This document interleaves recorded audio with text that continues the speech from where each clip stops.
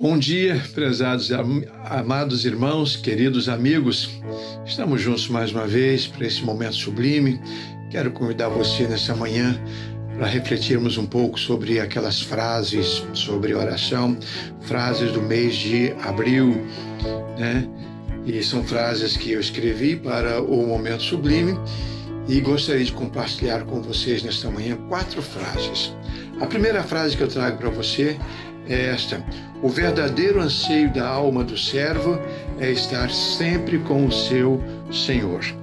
Lá fora no mundo, os servos, né, os escravos, o grande anseio da alma de todos eles é se livrar dos seus senhores. É o mais distante possível, é fugir, né, da mão pesada, do jugo pesado dos seus senhores.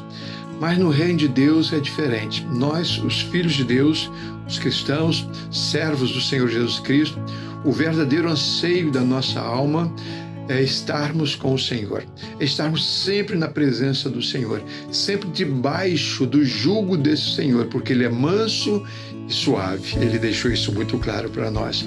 Então, o verdadeiro anseio da alma do servo é estar com o seu Senhor. A segunda frase é a seguinte: a alma que se arrepende e confessa encontra primeiro a graça conciliadora, depois a justiça purificadora. Nos meus momentos sublimes, nas páginas de cada dia, tem sempre um momento da contrição. Esse momento ele é fundamental. Todos nós precisamos diariamente diante do Senhor fazer as nossas orações. Intercedemos pelos amigos, oramos por nós mesmos, né? Agradecemos, intercedemos pelas autoridades, mas não podemos nos esquecer que precisamos tratar da nossa comunhão com Deus, confessar os nossos pecados, contar para Ele a respeito daquilo que nos entristece, nos aborrece e entristece muito mais a Ele, para que Ele então possa oferecer o perdão pleno, assim como Ele prometeu.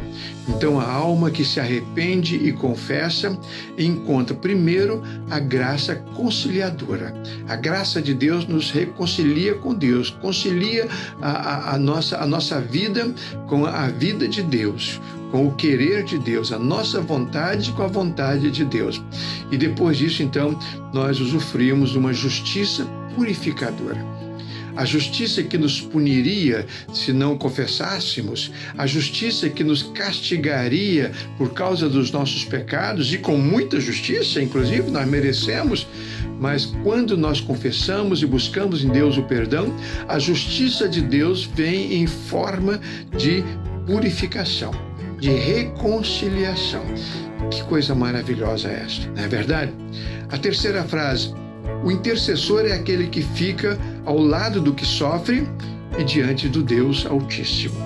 Então, o intercessor, o verdadeiro intercessor, ele conduz aquelas pessoas que estão sofrendo e fica do seu lado, né? Se apresenta os dois diante de Deus, o Deus poderoso, Criador dos céus e da terra.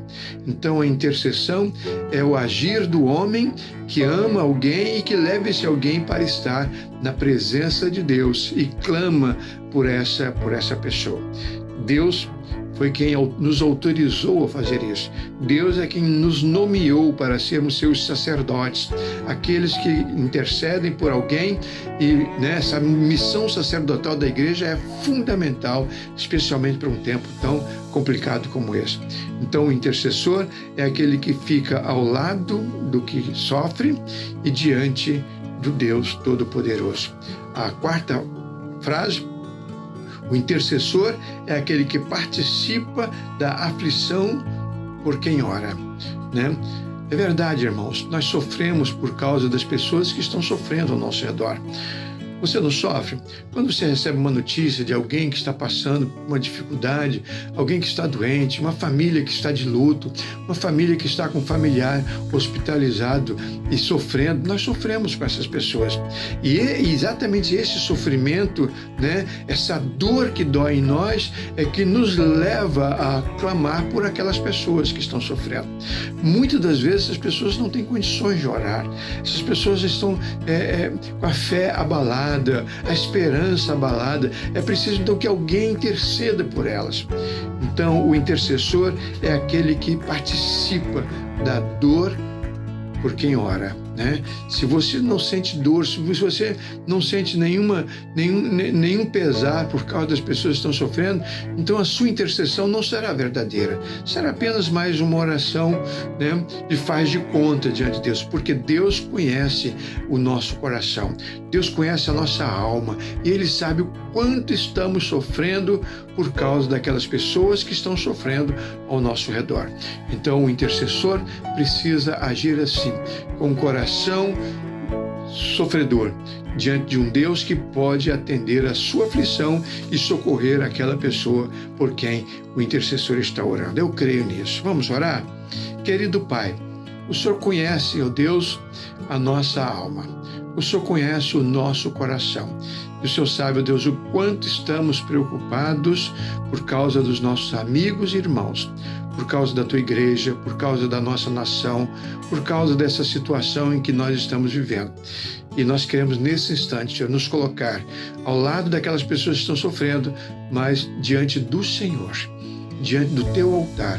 Nos curvamos diante da Tua augusta presença, crendo que o Senhor pode nos atender, que o Senhor quer nos atender, que o Senhor vai nos atender e vai socorrer aquelas pessoas que estão sofrendo tanto. Tenha misericórdia. Cuida de todos nós, é o que te pedimos em nome de Jesus, o nosso Salvador. Amém, Senhor. Amém. Amém, amados. Que Deus nos abençoe. Vamos continuar assim, orando em comunhão. Tenha um dia abençoado na presença de Deus.